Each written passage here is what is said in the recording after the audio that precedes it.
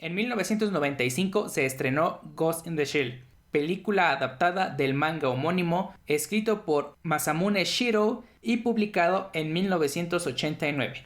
Y hoy, a más de 20 años de su estreno, ha vuelto a la pantalla grande en un live action protagonizada por la afamada Scarlett Johansson. Así que en el programa de ficciones de este mes vamos a hablar de Ghost in the Shell, las películas. Muy bien, pues hace unos días fuimos a ver esta nueva película de Ghost in the Shell.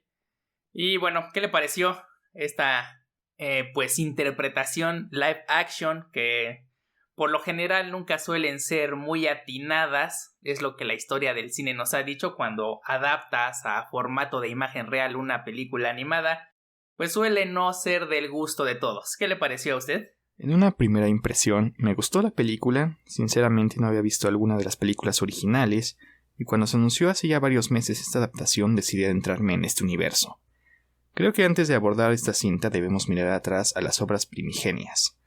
Ghost in the Shell del 95 es una película animada de excelente calidad en cuanto a animación, que ha soportado muy bien el paso del tiempo. Uno de los máximos exponentes del cyberpunk.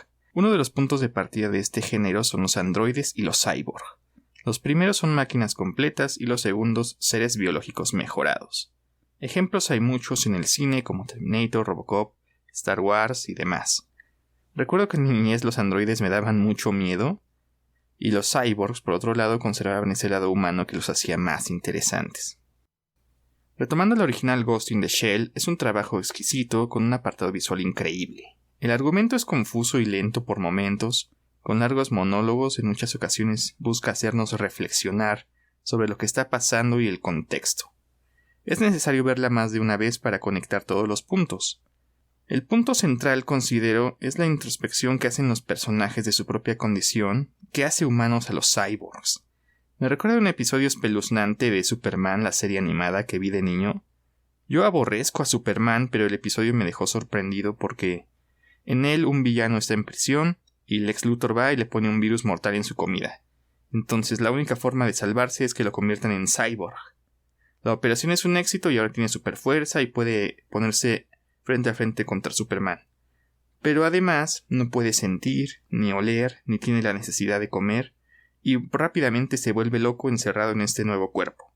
El tema tiene vigencia aún y es muy interesante. Ghost in the Shell en sí misma es una adaptación del manga original.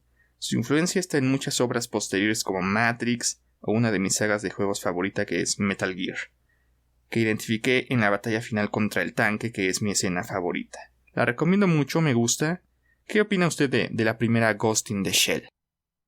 Bueno, la primera Ghost in the Shell, creo que para quienes no están adentrados en el anime, el primer acercamiento o la primera noticia que muchos tuvieron sobre Ghost in the Shell fue precisamente cuando los entonces hermanos Wachowski, ahora las hermanas Wachowski, pues aceptaron públicamente que esta película había sido su principal influencia para realizar la saga de Matrix.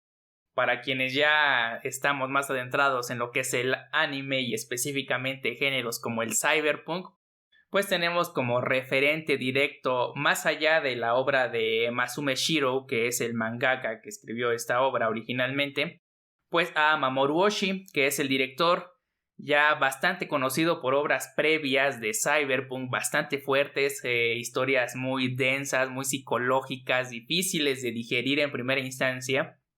Tiene obras como Bloodborne o Tenshi no Tamago, que pues hay una reseña de esta segunda en el blog, que es un tanto experimental, con toques muy ochenteros, muy violenta visualmente. Y pues todo ese estilo de los 70s, 80s que el anime cyberpunk tenía, pues se ve reflejado totalmente en todas las obras de Mamoru Oshii. En este caso, pues Ghost in the Shell, la primera, creo que es, junto con Akira, uno de los dos máximos exponentes de su propio género. Akira es considerada como la mejor película de animación en la historia y es obviamente el referente directo, clásico y obligado del cyberpunk. Pero Ghost in the Shell está al mismo nivel, aunque más enfocado en lo que viene siendo esta ideología transhumanista, lo que ya comentaba usted, el cyberware, el bodyware, los cyborgs, los androides. y también tiene una carga política muy fuerte. Ghost in the Shell, la primera, yo cuando la vi fue como realmente uno de mis primeros acercamientos ya como tal al género cyberpunk, teniendo conciencia de qué era el género y de lo que trataba. Y la verdad me encanta.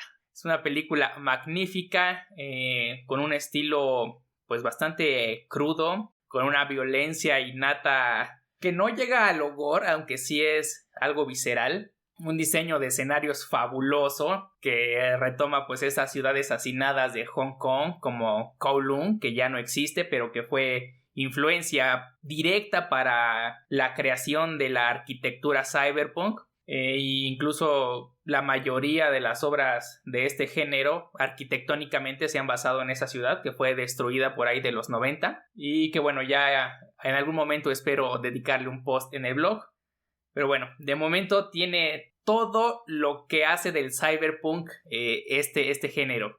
Tiene esta pues ideología un tanto anárquica, en donde hay un mundo virtual conectado, humanos que se están, digamos, deshumanizando de cierta forma debido a que ya no son completamente pues humanos naturales como nacen en un origen, sino que ya están modificando su cuerpo. Y bueno, esto es totalmente esa ideología transhumanista en la que ya el tope de la evolución humana pues tiene un límite.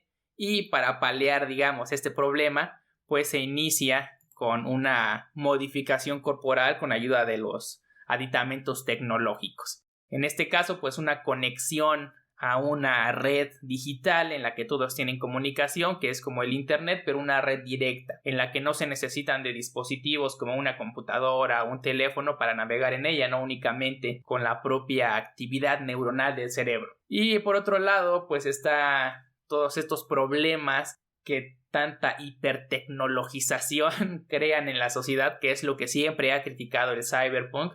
Una deshumanización, un exceso de violencia y otro tipo de crímenes y problemas sociales derivados de esta carga tecnológica.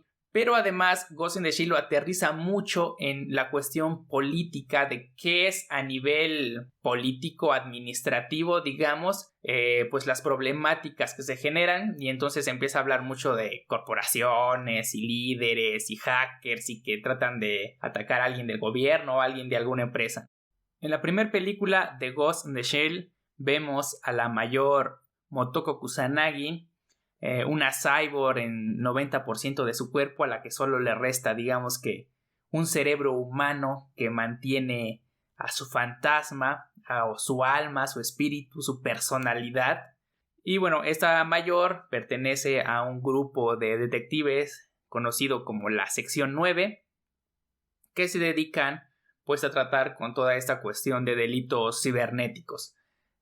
Para esta primera entrega enfrentan a un enemigo conocido como Puppet Master, el maestro de marionetas, que ha estado empezando a hackear a los cerebros de algunas personas para obligarlos a cometer crímenes.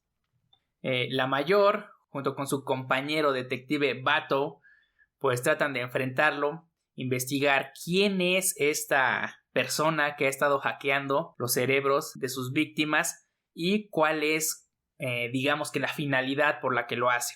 Eventualmente descubren que este sujeto no es una persona como tal, sino es como un ente nacido del mar de información de esta red neuronal a la que se conectan todas las personas, como una especie de internet al que se accede a través del propio cerebro. Esta inteligencia artificial empezó a reconocerse como un individuo, como un ente único e individual, y llegó a la conclusión de que al tener conciencia de sí mismo, pues es una nueva forma de vida. Como tal, como forma de vida consciente y pensante, pues pide asilo político. Esto, el hecho de que un cúmulo de datos haya evolucionado por sí solo en un ente pensante, pues termina inquietando bastante a la mayor, quien durante todo el filme la vemos con ciertos conflictos sobre quién es ella, si en verdad el pasado que recuerda o cree recordar fue real, porque bueno, este maestro de marionetas lo que hacía al hackear los cerebros de las personas pues era insertarles cerebros falsos y hacerles creer que tenían una vida que realmente nunca existió. Entonces empieza una serie de cuestiones, de diálogos medio intrincados en los que los personajes empiezan a cuestionarse sobre quiénes son ellos realmente, qué tan humanos siguen siendo cuando sus cuerpos son completamente artificiales, si realmente lo que los define como humanos es el pasado que creen recordar, esas memorias a las que se aferran como parte íntegra de su humanidad, o el hecho de que aún tengan una conciencia, ¿no? Un fantasma, un alma, un ghost, lo que los hace humanos y lo que los diferencia de los androides, de los robots que son totalmente artificiales y no tienen como este elemento que les da libre albedrío, pues tienen que acatar obligatoriamente pues las órdenes de los humanos, pero estos cyborgs, a pesar de que son totalmente artificiales, pues tienen este como libre albedrío. Entonces los personajes empiezan a cuestionarse sobre qué es la humanidad realmente, qué hace a un ser vivo como tal, si el hecho de que sea un cuerpo orgánico o el hecho de que sea una mente individual que se defina y se reconozca como alguien distinto al resto, que es lo que le pasa a este maestro de marionetas. Toda la historia, si bien tiene un trasfondo policíaco, ¿no? de detectives, todas las temáticas que se van abordando aquí pues son bastante complejas y muy estrechamente relacionadas con el transhumanismo, que postula la evolución humana en un paso más allá de lo que la biología puede dar a partir de la modificación tecnológica. Entonces básicamente esa es la historia, muy ligera si se ve desde el punto de vista policíaco, pero bastante profunda, densa y difícil de entender para algunas personas quizás no tan familiarizadas con el género, cuando ya empiezas a meterte y a reflexionar sobre estas cuestiones de la identidad y la humanidad y la evolución. Sí, existen dos tramas coexistiendo, el caso del Puppet Master y la introspección que hace Motoko de su propia existencia. Se dosifican estos diálogos profundos con múltiples significados. Está la escena donde el Puppet Master se revela como un ser vivo y busca asilo político. Es muy sorprendente porque expone su origen y sus motivos, una de las mejores escenas de la película. Para mí, esta película, la del 1995, es como que la primera obra de cyberpunk policíaco como tal, que ya no es film noir, como lo vendría siendo Blade Runner, otra emblemática del género cyberpunk, aunque todavía está más cerca del cine negro policíaco que del cyberpunk como tal. Aquí también tenemos todo lo policíaco, los detectives, los personajes principales pues son detectives, pero ya está totalmente cargada a lo que es este elemento de ciencia ficción en cuanto a la tecnología y cómo va modificando a los seres humanos. Es una película densa, no de fácil lectura, tampoco es la más compleja que hay, porque en mi opinión Serial Experiments Lain está todavía más difícil de entender, pero sí hay que prestarle bastante atención, sobre todo porque tiene ahí alguno que otro diálogo, alguna que otra escena bastante introspectiva en la que empiezan los propios personajes, sobre todo pues el personaje principal, la teniente Kusanagi, a reflexionar un poco sobre pues quién es ella, ¿no? Y qué la hace humana, si tener esta alma o ghost que le llaman, ¿no? Este fantasma, esta conciencia que los androides como tal no tienen, que solo un ser vivo, un humano tiene. Y pues todas estas cuestiones de qué te hacen humano, si tus recuerdos, si tu mente, si tu cuerpo, es lo que empieza a criticar y en lo que se va adentrando y profundizando en las posteriores películas, no tanto en las series como tal, creo que las series son más ligeras que las películas, son más de temática policíaca, pero las películas al menos sí, pero empiezan a profundizar mucho sobre estas cuestiones de la humanidad.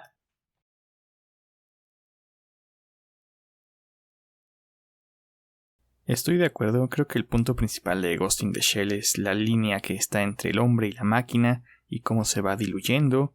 Aquí mencionan los personajes que hay transformaciones de hasta un 90% del cuerpo y el único humano que les queda es esa diminuta parte de su cerebro que está ahí únicamente para contener el ghost, que es lo que los define. Pero el personaje principal, la mayor, ni siquiera está segura de que los recuerdos que tiene y la vida que ha estado llevando son realmente lo que ella fue antes de convertirse en cyborg. Y sí tiene este enfoque como al terror político, un aspecto que se repite mucho en las series y en las películas, es este hackeo a las personas. En lugar de hackear computadoras, ahora se dedican a hackear directamente el cibercerebro de alguien para implantarle recuerdos y convertirlo en su marioneta. Es algo realmente perturbador y fascinante al mismo tiempo. Ghost in the Shell empieza como un manga, creo que de 3 tomos, después sale la película que adapta parte de la historia. Existen estas series de anime que ya mencionamos, no las vamos a abordar en estos momentos porque son largas. No son igual de densas que las películas, pero aportan buenos elementos al mundo de Ghost in the Shell. Algo muy peculiar es que cada adaptación de esta historia parece ocurrir en su propio universo. Es posible adaptar o armar una cronología muy escueta que englobe todo el material, pero considero que cada uno es independiente. Incluyendo esta nueva película live action, encuentro que existen 3 universos. Películas, el de la serie Standalone Complex, que empezó como serie y luego se adapta a una OVA y empieza este desastre de múltiples presentaciones y versiones que no sabemos con cuál empezar. Y por último, Arise, que por orden cronológico sería la primera, entonces tendríamos Arise, Standalone Complex y las películas. Ghost in the Shell 2 Innocence, lanzada en 2002, continúa los acontecimientos de la primera película. Solo la vi una vez. Conserva esta tradición de escenas y secuencias perturbadoras. ¿Qué nos puede decir de Innocence? Bueno, pues esta segunda película de Ghost in the Shell, según los propios productores, no es una secuela como tal de la primera entrega, es más bien una historia que se desarrolla en el mismo universo. Es por lo que vemos en pantalla, pues posterior cronológicamente hablando a la primer Ghost in the Shell, pero es más bien como, yo lo veo así, aunque no es totalmente un spin-off, pero yo lo veo como un spin-off que se centra más en la vida e introspección de Bato, este personaje secundario, detective, compañero de la mayor, y ya no maneja tanto este aspecto de autocuestionarse como lo vemos en la primera película con la mayor, pero creo que es más profunda en cuestiones transhumanistas, más densa, creo que sí llega a ser más compleja por momentos. En cuanto a sus características técnicas, pues bueno, mantiene el mismo nivel, excepto por ahí alguna que otra escena en CGI que no me agrada mucho en cuanto a la estética general. Pero digamos que sí es una digna secuela, no como tal de una historia lineal, porque todo Ghost in the Shell no es lineal. Como bien dice, hay distintos arcos con sus características propias, todo dentro de un mismo universo general, pero pues que cada una pues tiene sus matices específicos. En el caso de Innocence, pues nos centramos en la vida de Bato, ahora que la mayor Kusanagi pues desapareció, nadie sabe de dónde se fue, como que se diluyó en el mar de información y evolucionó tal vez como pasó con el Puppet Master en la primera película, pero bueno, no se dan muchas especificaciones.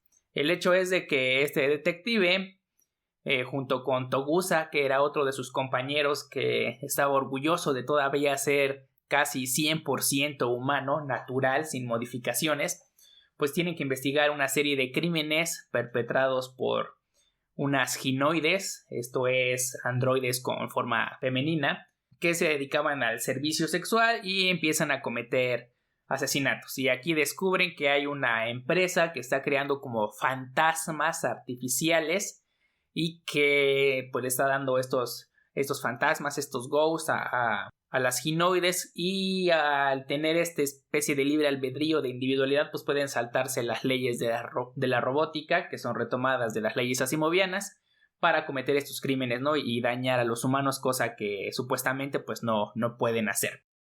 Toda la serie se empieza a meter a cuestiones de determinismo biológico, diciendo que las acciones que hace pues los humanos están como que ya determinadas por su código genético, y empieza también a meter cuestiones filosóficas y a citar a varios pensadores de la antigüedad.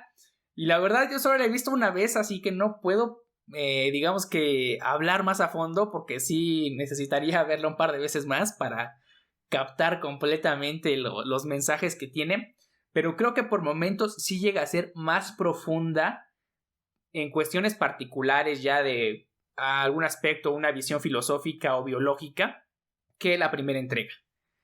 Es muy buena también, digo, no la tomemos como una historia lineal, como la secuela como tal.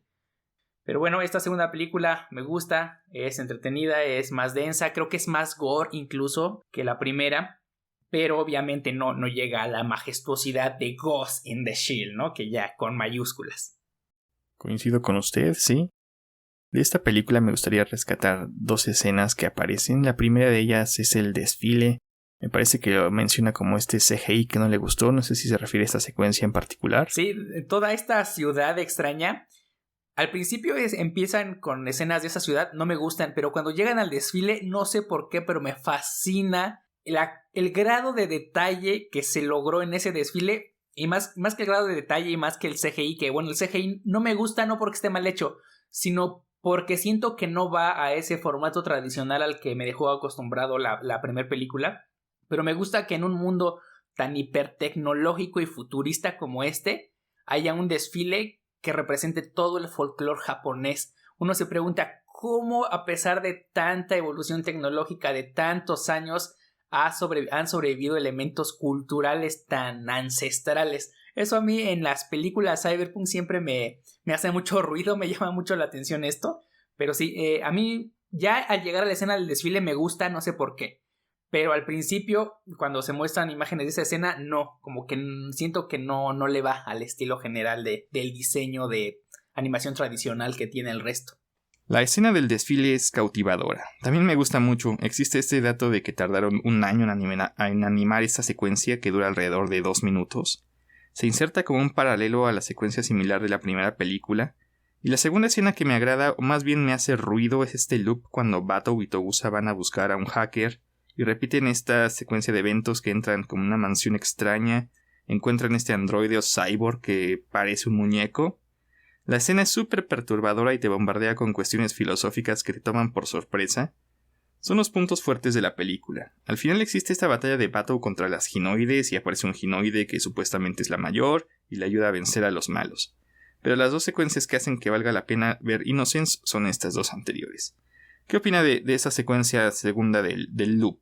Sí, es muy cierto. Esa escena que se repite, que entran a esa mansión y de repente ya están afuera y vuelven a vivir todo de nuevo. Pero en cada escena hay como que un segundo que es distinto al anterior en el que Batou se da cuenta de otra cosa. Como que advierte esa trampa mental en la que están cayendo.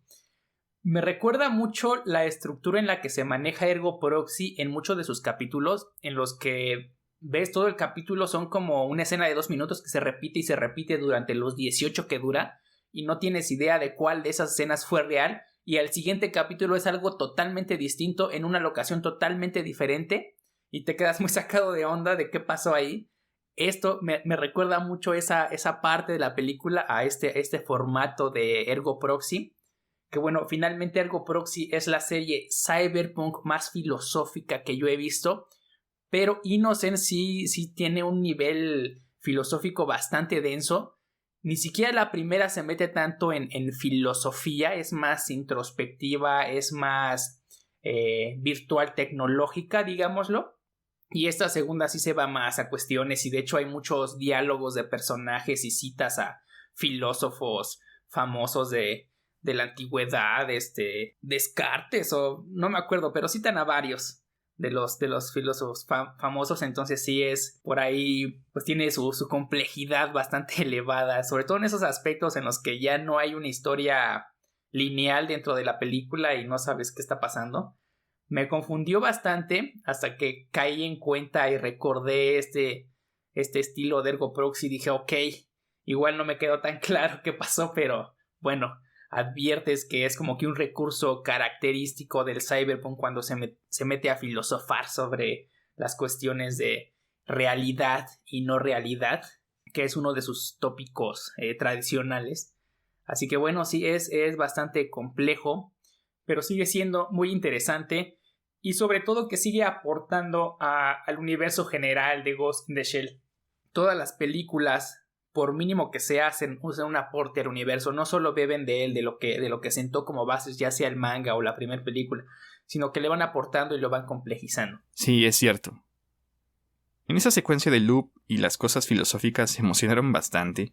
Merece una segunda o hasta una tercera vista para digerirlo. La película vale la pena como una digna... Dicen que no es secuela, pero continúa de cierta forma los acontecimientos de estos personajes. Sí, o sea, aparte de que todo lo que pasó en la primera película sucedió, ¿no? Fue real. Como curiosidad, Ghost in the Shell, la original del 95, tiene un remake, una segunda versión intitulada Ghost in the Shell 2.0. Lo único que hicieron fue quitar todos estos gráficos verdes digitales, la visión cyborg o los planos que ven ahí, y lo reemplazan por una vista ámbar actualizada. También hay cierta CGI horrible en ciertas secuencias que no deberían tocar. Es mucho mejor ver la original. Si llegan a encontrar esta 2.0, recomiendo ver primero la del 95 y compararla con este intento de actualización. Sí, de hecho creo que esos gráficos verdes fue lo que inspiró a los Wachowski, bueno, ahora las Wachowski, a esa cortinilla de caracteres que cae muy característica de Matrix, ¿no? Sí, es muy similar. Bueno, y después de este recorrido a las dos películas clásicas de Ghost in the Shell, vamos a pasar a lo que la ha puesto en el mapa recientemente, que es este live action protagonizado por Scarlett Johansson, que bueno, aquí en Latinoamérica se conoció o se conoce porque creo que todavía está en cartelera en algunos cines, como La Vigilante del Futuro. ¿Qué le pareció esta película de acción real? La verdad, yo vi estas obras originales porque me enteré que salía esta película y dije, si voy a verla al cine no le voy a entender nada. Mejor veo primero el original y cuando salga sabré de qué está pasando. La película con Scarlett empezó muy bien, después como que da el bajón y me recordó estas películas de Resident Evil, que para tomar tu atención en un punto insertan una escena del material original súper pegada y calcada totalmente, para que te acuerdes que estás viendo Ghost in the Shell. Creo que la película está bien, me gustó. No es la adaptación más fiel, pero entretiene y funciona. No quisiera hacer la comparación, pero me recuerda al remake que hubo de Robocop, que fue un desastre. Creo que funciona porque la película simplifica bastante el universo de Ghost in the Shell y consigue adaptarlo a los gustos de otro público, que solo va por la actriz y que mate a los malos, salve el día. La película me gustó, el ritmo está muy bien, no es redundante ni abunda en esta filosofía. Aparece el conflicto de Motoko, que si es un cyborg o una IA, sus recuerdos son reales o no, intenta hacer su propio universo, otra versión contada de forma americana. El trabajo de cámara y las tomas son muy buenas, me gustan los efectos. En tercera dimensión funciona muy bien las explosiones y los escombros que salen volando hacia ti. La recomendaría aún si no eres fan de Ghost in the Shell o del Cyberpunk, me ha agradado bastante. ¿Qué opina? Bueno, pues Ghost in the Shell Live Action 2017, protagonizada por Scarlett Johansson, el 90% fue a ver solo porque era ella, y el otro 10% por el morbo de ver qué tanto iban a estropear un clásico japonés. Así que bueno, creo que es una excelente película cyberpunk. Ojo, estoy diciendo que es una excelente película cyberpunk, no que es una excelente adaptación de Ghost in the Shell. Hay que dejar claro una cosa. Ya lo mencionamos varias veces, pero bueno, vamos a especificarlo. Cada película de Ghost in the Shell puede ser un propio universo que toma elementos de obras anteriores. Teniendo eso como base, la crítica que estoy por empezar de este live action no tendría pues ya sentido, ¿no? Porque podemos apreciar esta película como una película propia que retoma elementos de los distintos universos y que debe apreciarse en su unidad individual. Pero bueno, algo que me gustó mucho fue la arquitectura. El diseño de escenarios es fabuloso, aun cuando copia casi íntegramente algunas escenas tanto de Ghost in the Shell como de Innocence, pues me gusta. Casi calca y recrea la ciudad de Kowloon y nos pone en esos escenarios hiperhacinados, laberínticos, edificios altos, pues de clase baja, ¿no? Donde se nota la pobreza, el hacinamiento, la falta de recursos, cables y tuberías por todos lados, que quienes siguen el blog y los podcasts sabrán que a mí me encanta esa arquitectura del cyberpunk clásico. Así que creo que visualmente es muy buena. Retoma el estilo visual y arquitectónico de la primera película, lo hace tan crudo y tan visceral como el de Akira incluso, y nos pone por ahí elementos un poquito más limpios, más pulcros en la parte de la ciudad, como de la gente de élite, digamos, pero hiper saturados de lo que se denomina dentro de Cyberpunk como violencia spot. Esto es una contaminación visual causada por un exceso de pues imágenes publicitarias, que en este caso son holográficas. Es como que retoma un poco de Akira, de Blade Runner y de las dos Ghost in the Shell para crear algo que visualmente es fabuloso. A mí me encantó en este aspecto. Los efectos son muy buenos, las escenas en 3D, pese que yo tengo un problema que me impide ver muy bien las películas en tercera dimensión, porque como tengo que traer mis lentes abajo de los otros lentes, pues entonces a veces como que no afoco correctamente. Pero sí está muy bien hecha. Si ustedes no usan lentes o tienen de contacto, vayan a ver en tercera dimensión, vale la pena. Y bueno, los efectos están muy bien, las actuaciones están bien, los personajes, aunque en un principio como que no me engancharon del todo, creo que terminan haciendo un muy buen trabajo, hacen una buena interpretación de chura norteamericana. Obviamente se nota esa esencia gringa en cada segundo, y si eres un fan muy purista del anime japonés, pues sí puede que te moleste. Digo, a mí en un principio como que no me enganchaba del todo, pero al final como que estos personajes, a pesar de tener pues toda esta escuela estadounidense, pues terminaron siendo agradables a mi gusto, ¿no? Por otra parte, lo que más me conflictuó fue tratar de atarla dentro del universo de Ghost in the Shell como tal, en un universo lógico secuencial, digámoslo. Pero bueno, ya dije que no debemos tratar de hacer una cronología con ninguna de las películas ni con las series. Pero bueno, el problema es que si bien trata de establecer su propia historia, retoma al grado de calcar escenas íntegras de la primera película y de la segunda, y creo que hubiera funcionado de manera maravillosa como una precuela. Y creo que si queremos ya forzarlo a entrar en la cronología, pues este live action vendría siendo como una precuela de Ghost in the Shell del 95. ¿Por qué? Bueno, pues vemos a Bato antes de que tenga sus ojos biónicos. Vemos los primeros minutos después del nacimiento, digamos entre comillas, de la mayor. Y creo que si se hubiera tratado de manejar como una precuela, se hubiera insertado de manera maravillosa en la saga de películas, al menos, de Ghost in the Shell. Pero el retomar esos elementos y calcarlos así descaradamente, bueno, no descaradamente porque no es como que estén robándose algo, ¿no? Es Ghost in the Shell y sí va a tener esa escena de la batalla en el espejito de agua con del tipo que sale corriendo ahí del camión de basura. Pues obviamente va a tener esa escena, va a tener muchas otras escenas que son calcadas.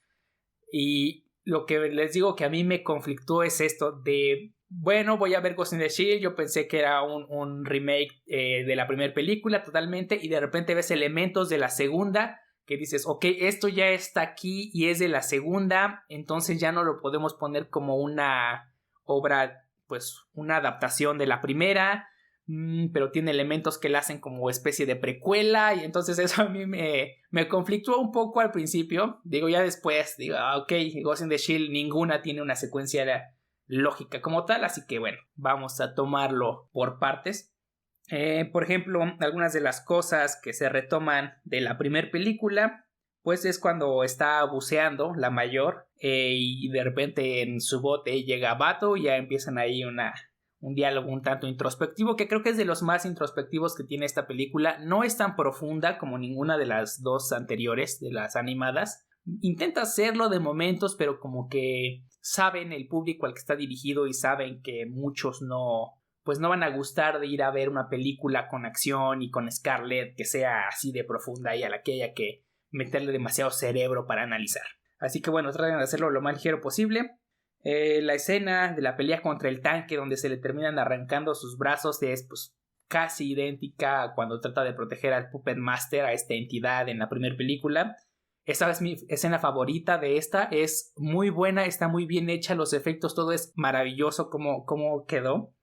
La escena de la creación de la mayor cuando la están fabricando está muy bien hecha, pero por el simple hecho de que no lleva esa música original, ya como que no, o sea, no funciona, no pega, no tiene ese impacto que tiene la animada, porque tiene pues ahí una música más de estilo gringo. A pesar de que visualmente es muy impactante, la banda sonora le resta muchísimo. Y a pesar de que al final por ahí ponen esta música de las películas, pues como que es ya más, digamos, un premio de consolación, ¿no? Pero bueno, igual se agradece que haya estado. Los basureros, la gente que trabaja en el camión de basura que fueron hackeados, pues también es otra escena pues retomada de la primera película. Y de la segunda pues se retoman los perros estos que tiene Bato, Basset Hound, no sé qué raza sea, con el que se queda al final en su departamento.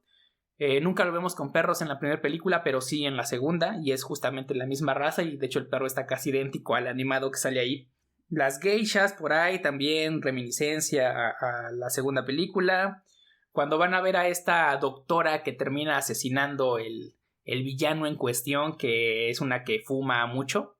Esta también sale en la segunda película y por ahí se ven en el fondo unas como especies de bolsas anaranjadas con cuerpos de androides dentro que son idénticos a los que se ven en la segunda película.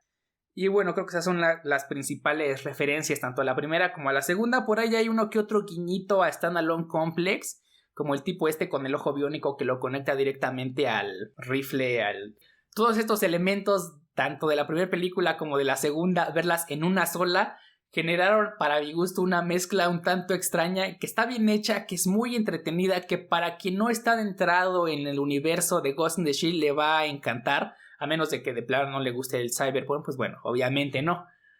Pero a mí sí como que al principio me molestó un poco de... Pudo haber sido una secuela maravillosa de ver el nacimiento de la mayor cuando de hecho tenía otro nombre y después ya descubre quién es realmente o quién era realmente. Hubiera funcionado muy bien. Pero bueno, obviamente es de hechura gringa, obviamente va a otros intereses, a otro público y pues se tiene que adaptar de la forma que más convenga a la taquilla en este caso. Fue una gran película, creo que vale la pena. Como ya dijo, seas fan o no del universo, pues sí hay que darle una oportunidad para verla. Respecto de los escenarios que menciona, yo creo que la ciudad que vemos con todos estos hologramas y anuncios parece más bien un set barato sin pulir. No la siento viva y orgánica como en las películas animadas. Cuando se centra en los callejones existe una mejora, así la mayoría de los escenarios no me gustaron. Los efectos son muy buenos, el CGI lo usan bien, es moderado. Existen muchos efectos prácticos también, como las geishas que son máscaras o marionetas, o el cuerpo cibernético este que vemos en la secuencia inicial también es real.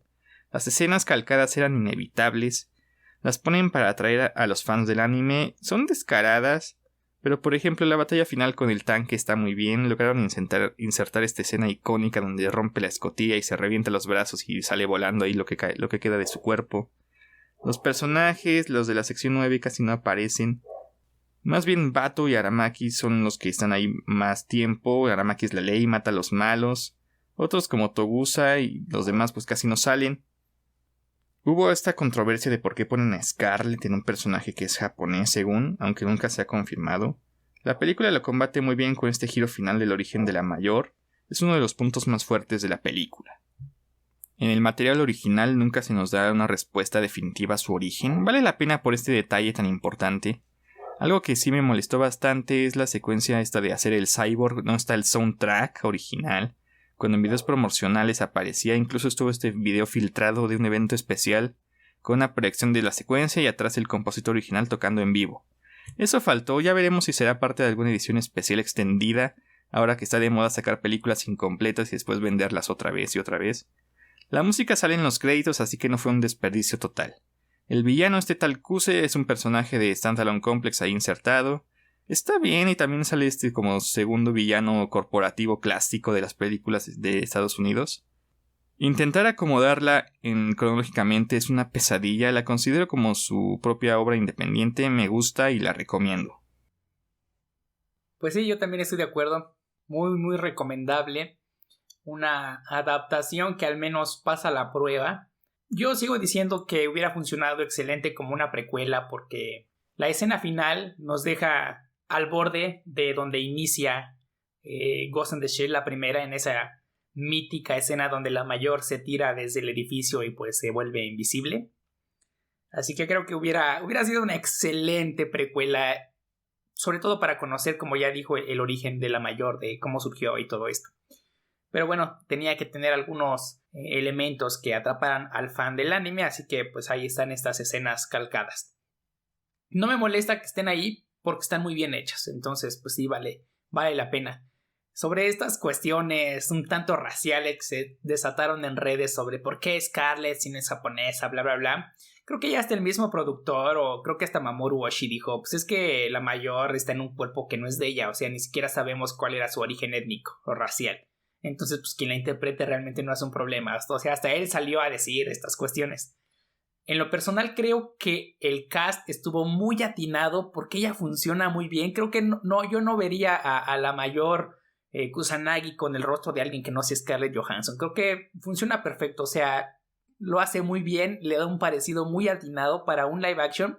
Creo que es la que más está acercada con su personaje. Ni siquiera el jefe de la sección 9, Aramaki, se parece tanto. Me gusta que sea así bien malote, bien machote y cómo derrota a todos cuando lo ves ahí el viejito, ¿no? Lo van a matar y pues resulta que no. Bato al principio me molestó mucho. Dije, no me gusta, pero tiene carisma el actor. Lo hace bien al final. Como que tiene un poco más la personalidad que tiene Bato en Innocence, ¿no? Que es un poco más... Digamos que hay más intimidad con ese personaje en la segunda película que en la primera. Digamos, en la primera es un personaje secundario, en la segunda es el principal. Togusa también se parece.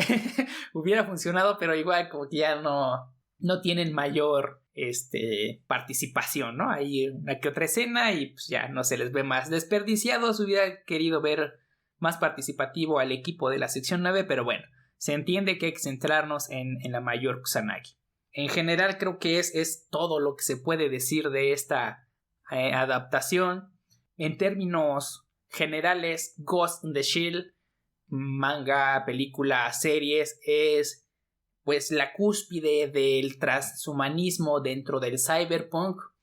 Así como hay otras series que son más filosóficas, así como hay otras que son más políticas. Esta tiene mucho de política. Esta última película de la de 2017 no tanto. Es más como empresarial, como que no hay tantos políticos, hay más empresarios por ahí, la típica empresa superpoderosa, ¿no? Que incluso se pone al tú por tú con los gobiernos. Es una hechura muy gringa, pero bueno, se entiende que sea de esa forma. Creo que en general el fantasma cibernético es lo más profundo que se puede encontrar sobre cuestiones transhumanistas dentro del cyberpunk. ¿Algún comentario final que tenga sobre todo este universo? Encuentro el universo de Ghost in the Shell fascinante y perturbador al mismo tiempo. Qué bueno que no tenemos que preocuparnos por la renta o el mantenimiento de nuestro cuerpo cibernético, aún. Pero este futuro llegará porque el deseo de trascender es el sueño de muchos y los sueños mueven a la humanidad.